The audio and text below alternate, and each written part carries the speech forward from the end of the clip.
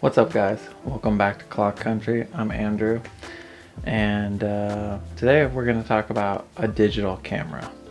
So you guys probably know me as a film shooter, but this month I actually bought 2 digital cameras. Maybe I'm slipping into the abyss of digital. Either way, I'm going to talk about one of those today, and that camera is this camera, the Fujifilm X100F. This is an older model. I think they started producing this right around 2017, and I think you can actually still buy them today new, but there is a newer version, the X100V, if I'm not wrong. I don't really know too much about the differences of each camera, the F or the V. I'm just gonna go over my first impressions of the F. So you might say, why am I even making a video about a digital camera? You know, I'm always shooting film, I'm always doing film stocks and stuff, but I actually find that this camera fills a gap that I had in my kind of camera stable. And I'll talk about that a little bit later. I definitely think that this camera, it works really well in my workflow, and to be honest, this is one of the most fun cameras I've shot in a long time. Let's talk build quality first. This camera feels great in the hands. It's actually a lot smaller than I thought it was going to be. I looked at these cameras a few years ago, and I remember holding them up and being like, oh, this is cool. It looks like a rangefinder, but I do remember them being bigger. The lens on this camera, it's very compact, it's very slim. When I'm carrying this on a train, like a busy train, or if it's gonna get super busy, if I'm just out in the public, I don't worry about my lens banging into something. This is something that I actually worry about a lot with my Leica, because the Summicron 50 that I have sticks out a substantial amount. I mean, it's pretty compact, but still, I don't like banging that into things or people. I really love the aesthetic of this camera. A lot of people like the kind of old style rangefinder look, or like it looks like a classic old camera, which it totally does. Like, I've mistaken a lot of these because you see these a lot. That's something I will say, you see these a lot out on the street, but I've definitely mistaken it for an old classic camera, especially the silver and black. I think the black one, it looks a little bit more contemporary, and I kind of like that. So yeah, it looks great. It's a great looking camera. I think it's pretty much primarily built out of metal. There's some plastic bits and pieces, but the dials are metal. The body's all metal. It's very solid feeling. The aperture ring feels great. It's very cool that it's got a kind of old classic aperture ring on the lens, like an old classic camera. It feels better than my Leica for sure. Again, I think, and you'll hear about this, me coming back to this, is it's just the shooting feel of this camera is just very natural and tactile, and I think that's why it makes it really fun just to take shots. And they look great, and we'll get to that later when we talk about the image quality and kind of the feel of it. You know, Fuji's really thinking about what they're doing when they make these cameras. Something I don't really like about the ergonomics of this camera, or maybe the build quality construction, would be the battery door. The battery door is pretty flimsy, and to close it, you actually need to lock it. It doesn't just lock when you press it down, you have to lock it. I'm surprised this camera is not USB-C. It's got an older USB kind of port, and it's fine, but now, I mean, most of my devices are all USB-C. I love it. I can just plug anything in with my MacBook charger, but everything I have is USB-C now. It just works so well. It charges quickly. I wish this camera was the same.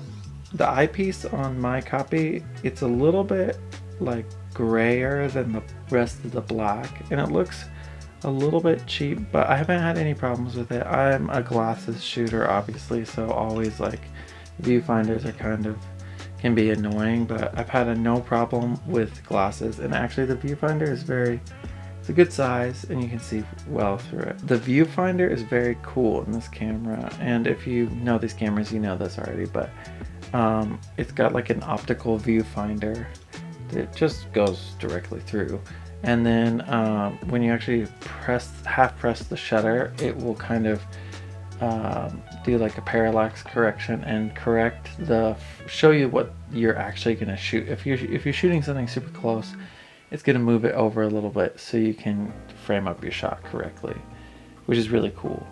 And then the other interesting and kind of neat thing that it does is if you have it, there's an EVF, so you can use the EVF, but I don't really use it because it's not, I mean, it's okay. There's a cool thing when you have the kind of, once you take a shot, you've got the review.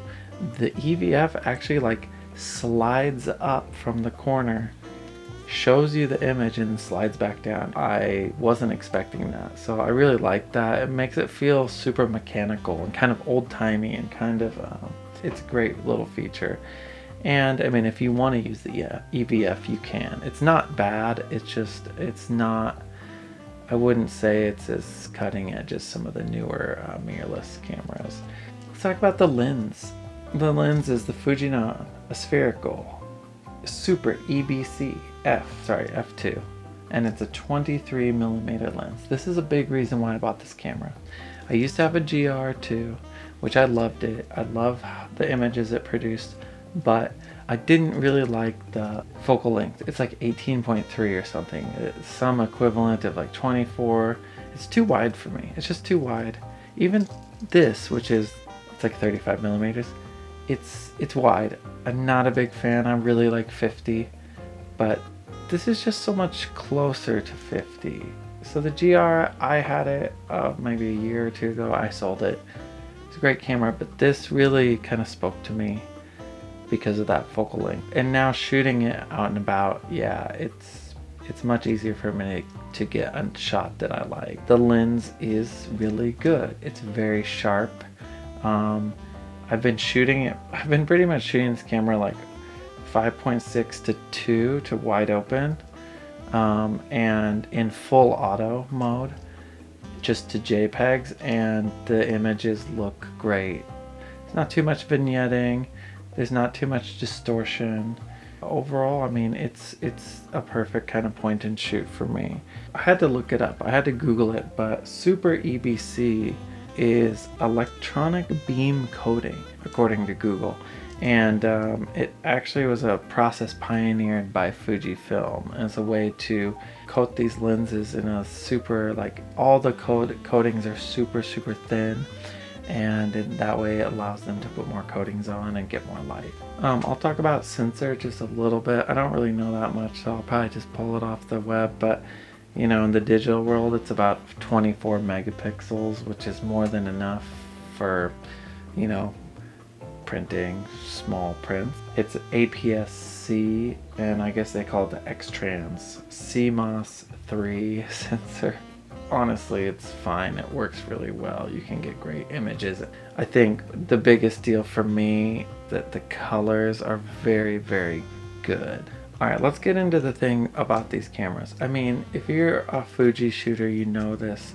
You guys have like a big community. In fact, everything that I'm talking about, it probably seems so unfounded, or just like, you know, the newbie in the room, because I mean, Fuji's, it's like a whole community. People are out there, they're shooting these things, and I never really got it, but now after I've had this thing for a week or two, I get it. I mean, I don't know if I get it, but they're awesome.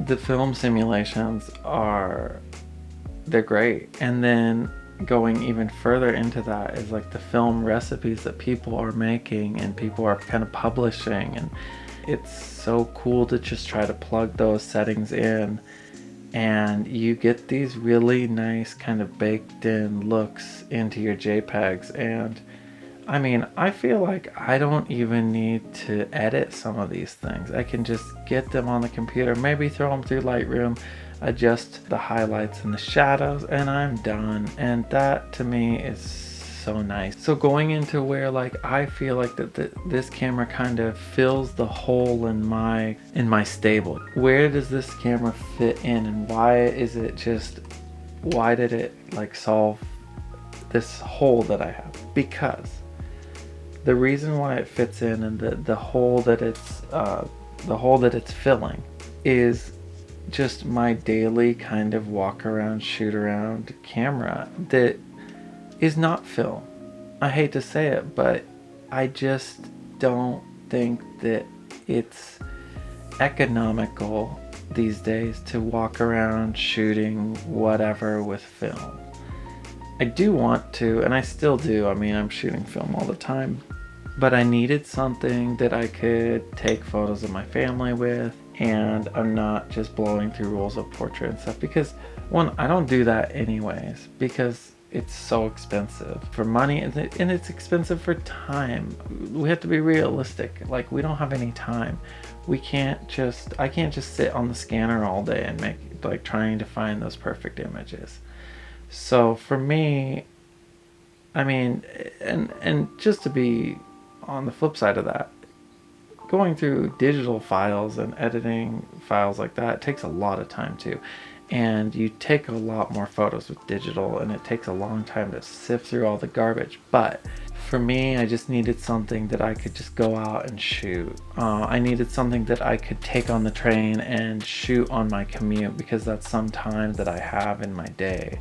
And I needed something small, compact, and unobtrusive for myself and other passengers when I'm doing that. So it just fills those boxes. It's small. I can take it anywhere. I can take it out when I'm out with the family. It's not super heavy, and I'm not spending an insane amount of money and an insane amount of time to get those frames. I just want to say, you know, I'm really happy with this thing. If you're a film shooter and you're looking for like something to just kind of shoot around, I highly recommend it. If you're a digital shooter and you've never shot one of these, I highly recommend giving one a try out. And they're affordable now because the new version's out. The V is out. I mean, I would assume they're about the same price in America, if not cheaper, but $600 or $700, it does a lot, and it's really fun to shoot. I would check it out.